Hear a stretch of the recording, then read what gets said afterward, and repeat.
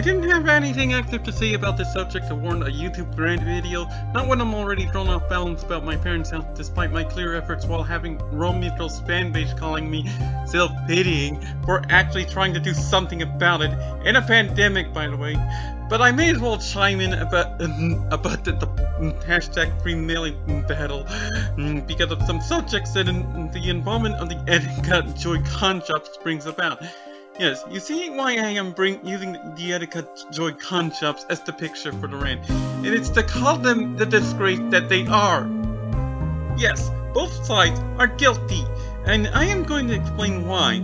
I should first explain my stance though on extra-legal behavior, because I would rather make a point about the mental health treatment as well as to punctuate where I'd be going with this.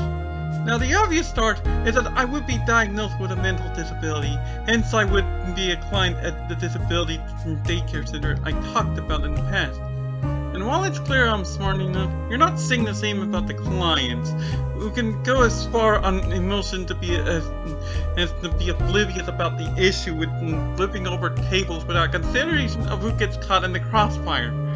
The solution I have come up with for addressing this is basic. Inspiration for them to be both more intelligent and more moral, so that they get to work with something more genuine than relying on patronizing from the staff. One idea I have had that I remembered would be to put this on display with Kid Icarus Uprising. Kid Icarus Uprising, you may remember, has control issues that are blatant even before the bias against self-clause, and the skill-based power system that turns the base and conditional flinching into strength in the design, as well as having what else but grid reading to display the power system being actually technical.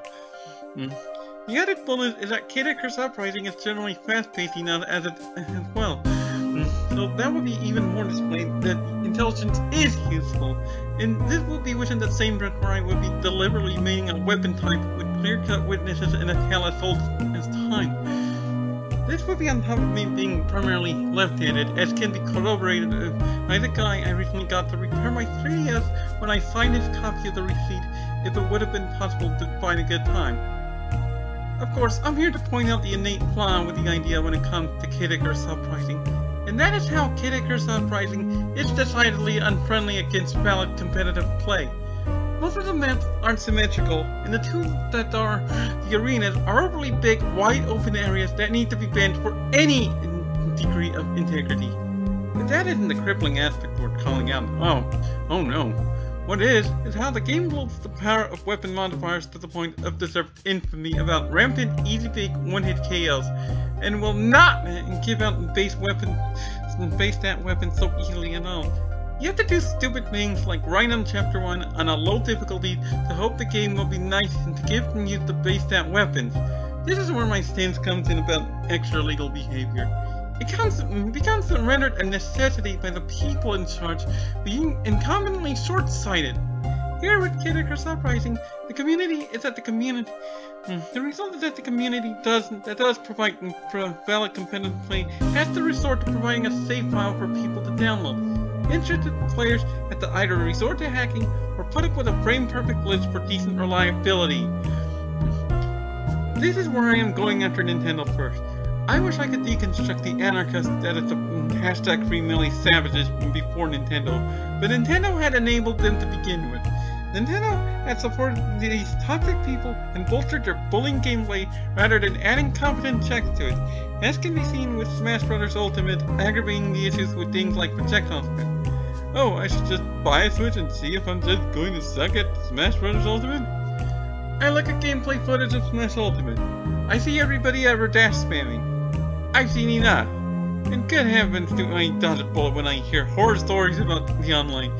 I can see idiocy like Min abusing our great reach attack buster system to pull flowchart nobody in their right mind would deem balanced. And who could forget about the community being a case of jerk with a heart of jerk. This is who Nintendo chose to support, and it shows when they supported Chucklefish as well when they pulled similar tactics. And look how things went for them, now under fire from unpaid worker abuse allegations, as well as asking women appropriate questions for professional interviews. Why would Nintendo allow this? I was able to witness why the Switch show in San Francisco back in February 2017, which my mom helped me go to, by the way, bless her soul. The Switch show was recycled franchises out the rear, with the exceptions of ARMS, except that was just horrible to try to plan. Like, one thing I noticed though was how smug the employees were to be the best, rather than caring to show themselves legitimately understanding. That's the whole picture with the Switch show. A lot of smugness that you can see within the stereotypes for both genders of Asians, the B-grade haters and the beauty care fanatics alike. Of course, I'm here more to talk about the point that I do want to bring up, that Nintendo's higher-ups are egotistical. And what better way to have their egos sated than to appeal to the lowest common denominator, as has happened with the Fire Emblem Awakening. After all, idiots will be impressed by anything, and exploiting that is not good for long term, especially when those same idiots will just move on to the next big fad once that comes up, rather than caring about the idea of steadfast loyalty. But all Nintendo sees with their consumers is loaded wallets. Otherwise, Kid Icarus Uprising, which by the way came out a few years before Satoru Iwata died, would have better fine-tuned the power system instead of relying on an advertisement campaign that introduced an exploitable glitch. It goes to show that Nintendo wants to rule with an iron fist by shutting down whoever they want without consideration of any merits that their targets could have, just to enforce their creativity down people's throats, even when, yes, it stops being creativity because it's forced! Of course, this is a case where they are kicking the actually mean dog. The Smash community is still, as I complained and found in the past, toxic in its own right. It's been toxic for the longest time, actually, but with how they will tell you to get good, to put up or shut up, and if you speak up actively at all, they will call you the cancer of Smash, without thinking it possibly ironic in their arrogance. Honestly, Nintendo should have dropped them like a bad habit long ago. Not now, when it only proves how Nintendo cares about nothing but convenience, which does nothing to support the underdog in the least. The Smash community's arrogance particularly shows when they think they can just shove the slippy mud down people's throats, to where they will claim Nintendo is in the wrong to DMCA it. They don't care to talk to legal authority about this stuff. The story with the sinking lure in Zelda Ocarina of Time works for a reason. It's only legal if you talk about it with the owner, the authority on the place, a show that you will be willing to negotiate.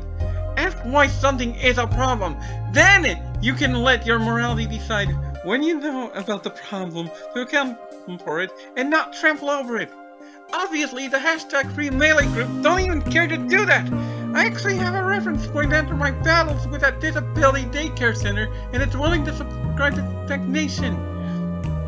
That does bring me to why I would make this very video. Namely, the Etika Joyconjobs. Their mere existence is a disgrace. The idea of putting them through charities is a show of creating blood money. Etika is the same guy who tried to use his suicide to have himself buried at YouTube headquarters with the phrase, and I quote, complete with the vulgar language, "Hey bitch niggas." He's an exploited disgrace to the dead! But what do I expect from an offensive stereotype aggravating his already high and mighty bragging against freaking AIs and then claiming that Nintendo was trying to censor him? Let me guess, he was popular precisely because he was an independent scumbag, which is already what happened with Meng from the Fire Emblem community. The idea of Etika being a representative for charities and for mental health is equally insulting. It's just making claims that people with disabilities are simply to be pitied, to be the pawns of a society that has proven time and again to be broken. Now, things like suicide hotlines do exist for a reason, because compassion is important, but Etika doesn't get that excuse on account of his being popular enough.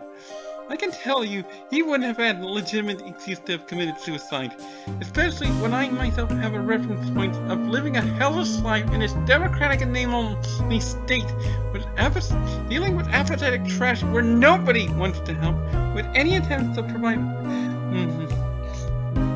with any attempt by them to provide help, allegedly much only being made to preserve convenience, and I still want to see the Disabilities Daycare Center clients improve with their intelligence, their pathway to choices, which would be beyond trying to indirectly protect some inevitably insistent white maids who I would expect to be helpful anyway by having the client's strength be highlighted a lot better than I probably could.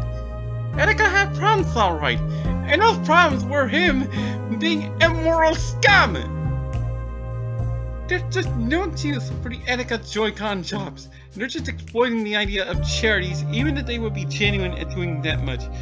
Not that Nintendo is much better when they would indicate that they're only hitting the Etika Joyconjobs to control distribution of their property and their own ugly power trips.